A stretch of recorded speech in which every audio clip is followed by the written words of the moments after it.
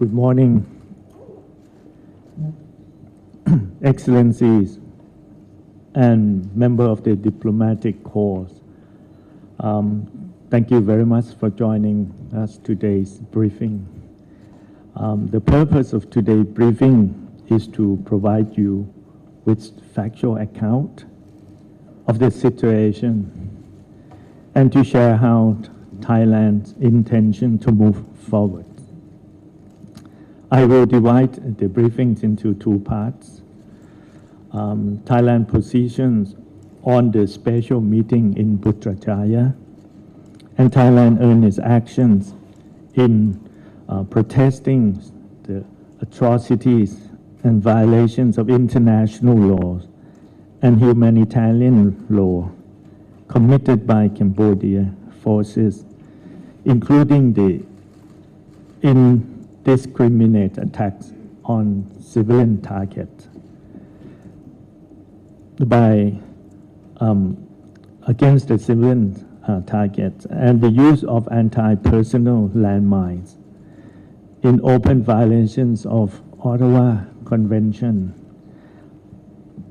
I will ask my staff to assist me on the second part.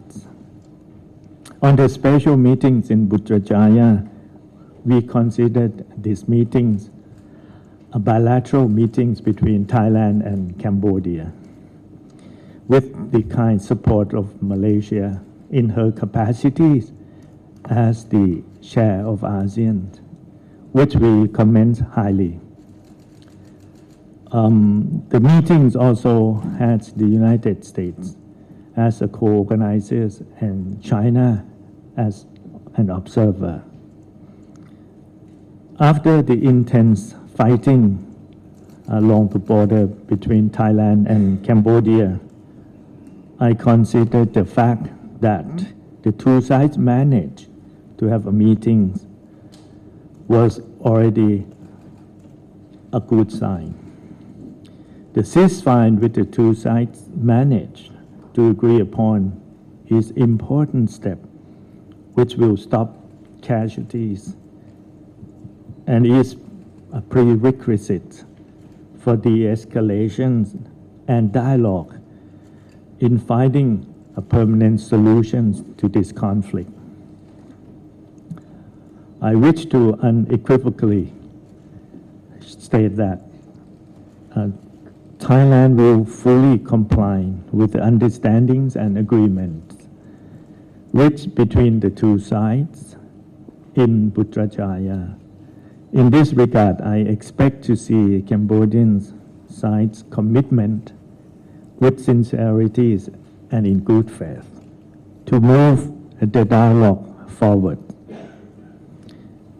According to the joint statement, the Cambodian side has agreed to return to the existing mechanism for bilateral dialogue, the very things that we has been calling for all along. A series of bilateral meetings or discussions between the regional commanders from both sides have already been held on the July 29th to map out immediate measures for de-escalation, and the discussions will continue. The General Border Committee, which is the important bilateral mechanism at the policy level headed by the Ministry of Defense of the two sides, now would be held in Kuala Lumpur between 4th and 7th August 2025 to work out more details to effect the ceasefire. The two sides also agree to the resumptions of communication between the Prime Ministers, Foreign Minister, and the Ministers of Defense, which should be very helpful in preventing further misunderstanding and de-escalation efforts. Malaysia, Thailand, and Cambodia will also work out the measure on verifying and observing the compliance of the ceasefire.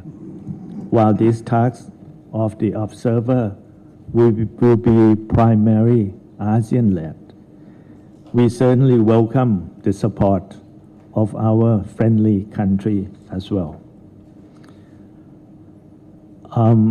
Excellency, I wish to take this opportunity to reaffirm once more our positions that the conflict between Thailand and Cambodia is of bilateral nature and would desist any attempt to internationalize the issues.